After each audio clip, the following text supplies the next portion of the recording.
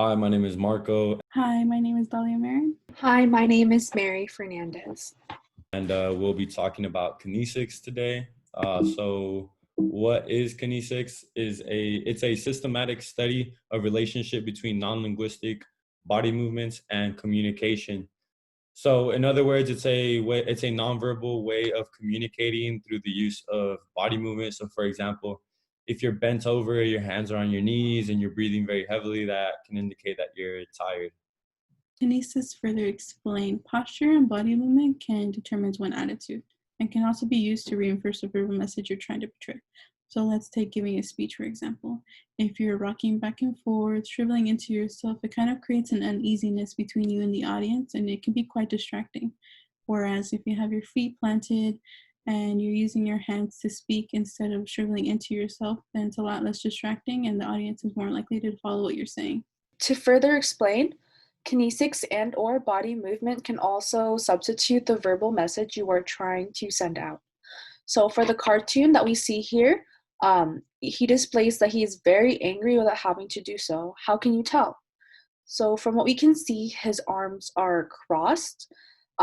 His eyebrows are turning down. They're not in their normal state. And he doesn't have a smile on his face. So he has a frown. So just from that, we can already tell that he is angry. And through his body, he shows that he's closed up. So our first example would be kinesics in Japan. So Japan often describes their communication style as hear one, understand 10. And what that means is when the speaker says 10%, the listener will be able to figure out the other 90% on the basis of the nonverbals and the shared context. So the two pretty important ones that I found from Japan is the bow. The bow indicates that you're saying hello, you're saying goodbye, or you're trying to apologize to someone. Another one that I found interesting was the check, please. So you know how here in America, when you're at a restaurant and the waiter's kind of far away from you, and you want to ask for the check, you just kind of wave your hand around, you get the waiter's attention, and you just kind of do this scribbly motion. Well, in Japan, the way that you would ask for a check is you would hold up your index fingers and make an X, kind of like how the girl on the bottom right is showing us. Is how you ask for a check.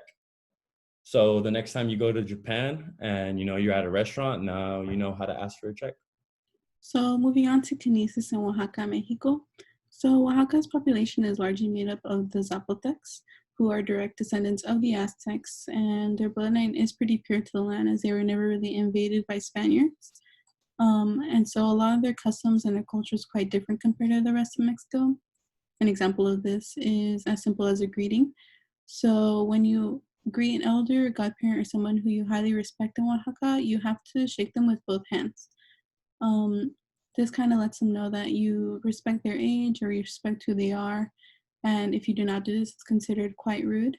Another example is gatherings. When you arrive to a party, be it a funeral or a birthday party, any kind of gathering, when you first arrive, you cannot greet the host or the other guests. You have to go straight to the home's altar and you have to pray to the altar. This kind of lets the host know that you're thanking God and them for allowing you into the home. And it also communicates to the host that you are offering your help to them, be it if they need help cooking or setting up tables, you can do that for them. Another interesting example is both kinesic and also auditory.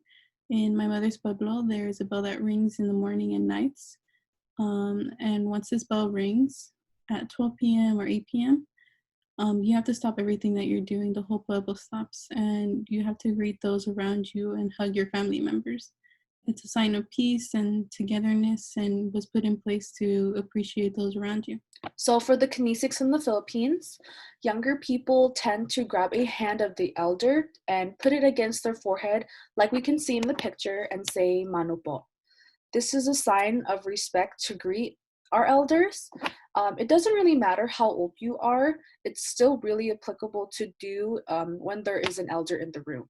You could be 30, 40, all the way down to like 10 years old. You still have to go up to an elder and say "Mano po," and then put their hand against your forehead. Another kinesic that is used in the Philippines is puckering up to point to where something is. And this is like you can say after like, oh, nandun or dun. It is considered a facial animation, and it can be applicable to every person, place, or thing. So to give an example for that, you can say, oh, where's the remote? And then somebody will just pucker up to their lips like and then they'll say, oh, dun nandun.